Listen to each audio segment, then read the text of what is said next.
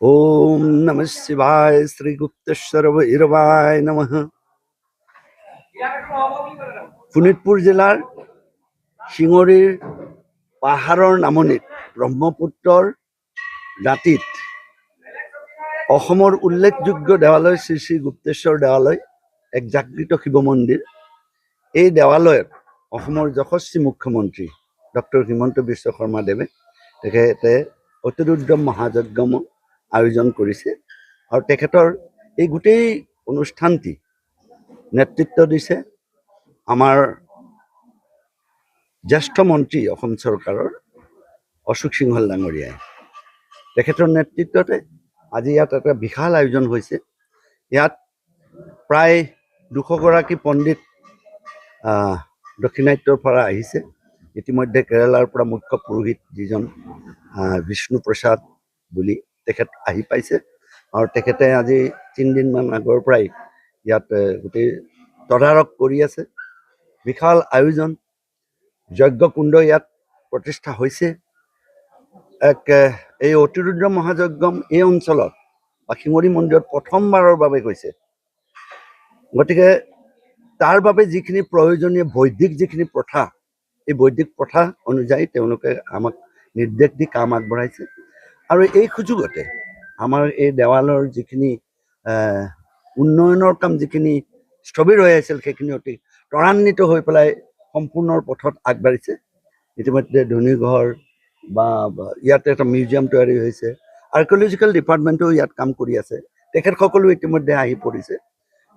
ইয়াত যথেষ্ট সমল পাইছে। এই দেৱালয় ভাগ মা কামাখ্যাৰ লগত সেই দিনৰ লগত জড়িত কিবা তেওঁলোকে তথ্য পাইছে আৰু 3টা যুগৰ তথ্য ইয়াত আমাৰ এনেই প্ৰচলিত আছে যদিও শেহতীয়াকৈ যিখিনি ইয়াত পাইছে আৰ্কিঅলজিকেল ডিপাৰ্টমেণ্টে, অসমৰ যিকেইজন মুখ্য বিষয়া আছে তেখেত আটাইকেইজনে ইয়াত আহি লাগি আছে। ইয়াত শালস্তম্ভৰ দিনৰ, পাল বংশৰ দিনৰ আৰু আহোমৰ দিনৰ যথেষ্ট সমল ইয়াত উদ্ধাৰ হৈছে। গতিকে দেৱালয় ভাগৰ এটা গুৰুত্ব আছে। তাৰ উপৰিও কাহিনী অনুযায়ীতো ইয়াত শৃংগমুনিৰ আশ্ৰম বুলিও প্ৰবাদ আছে আৰু শৃংগমুনিৰ নামেৰে চিংৰি নামটো হৈছে ইয়াত ত্ৰেতা যুগৰ। আৰু দ্বাপৰ যুগত বানাকুৰে আহি ইয়াত পূজা অৰ্চনা কৰাৰ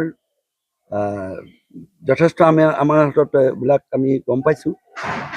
তেখেতে গুপ্তভাৱে পূজা কৰাৰ বাবে ইয়াত গুপ্তেশ্বৰ বুলি নাম হোৱা বুলিও কোৱা হয়। আৰু কলিযুগত আটাইতকৈ ডাঙৰ কামটো হৈছে মহাপুৰুষ শ্ৰীমন্ত শংকৰদেৱৰ জন্ম।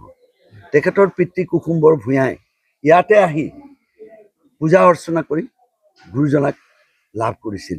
গতিকে সেই ফালৰ পৰা এই 3টা যুগৰ লগত জড়িত এই দেৱালয়খনে এটা তাৎপৰ্য বহন কৰি আহিছে।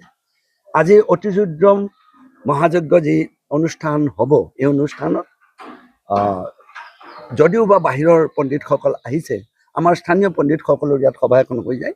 আমাৰ সকলোৰে সমন্বয়ৰ মাজত এই ইয়াত যিখিনি কৰিবলগীয়া বৈদিক কাম আছে সেইখিনি কাম সুচাৰুৰূপে চলি আছে আৰু আশা ৰাখিছোঁ অসমৰ ৰাইজে আহি পেলাই এই দেৱালয়খনত যথেষ্ট ইয়াৰ আশীষ লাভ কৰিব বাবা গুপ্তেশ্বৰৰ।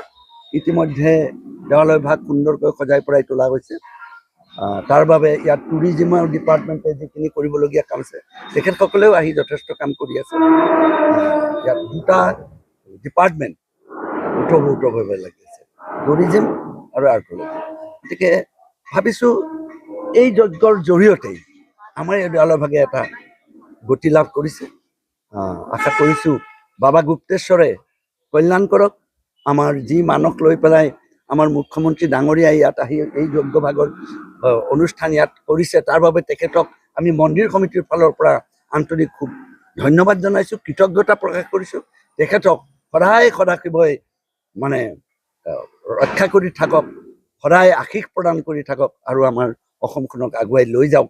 আমাৰ তেখেতৰ ওপৰত যথেষ্ট আস্থা বিশ্বাস আছে আৰু তেখেতৰ এই যে আধ্যাত্মিক যি চেতন, এই চেতন সদায় থাকক আৰু তেওঁ কল্যাণ কৰিব।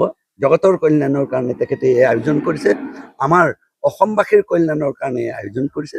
তাৰ বাবে তেখেতক বিশেষভাৱে ধন্যবাদ জনালোঁ আৰু লগতে আমাৰ অশোক সিংহল ডাঙৰীয়াকো তেখেতে ওতঃপ্ৰোতভাৱে দিনে ৰাতিয়ে ইয়াত যি কষ্ট সাধন কৰিছে তাৰ সুফল যাতে পাওক আমাৰ বাবাৰ ওচৰত প্ৰাৰ্থনা থাকিল।